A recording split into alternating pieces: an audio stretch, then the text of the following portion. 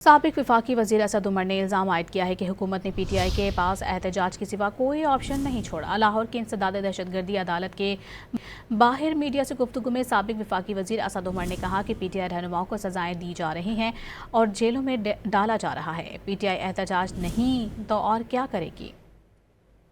तहरीक इंसाफ वालों को अगर मैं कोई मशवरा देना चाहूँ तो क्या मशवरा दूँ? उनसे कोई बात कर रहा है? उनको तो सजाएं हो रही हैं, उनको तो जेलों में डाला जा रहा है। वो एहतजाज नहीं करेंगे तो और वो करेंगे क्या? तो ये सूरत हाल तो पैदा की जा रही है ना, जहाँ उनके पास कोई सिवाय एहतजाज करने के और कोई रास्ता ही नहीं छोड़ा जा रहा। तो जाहिर है कोई एहतजाज मुल्क के अंदर हो रहे हो, सियासी एहतजाज हो रहे हो, तो वो कोई बड़ी बेहतरी की बात नहीं है।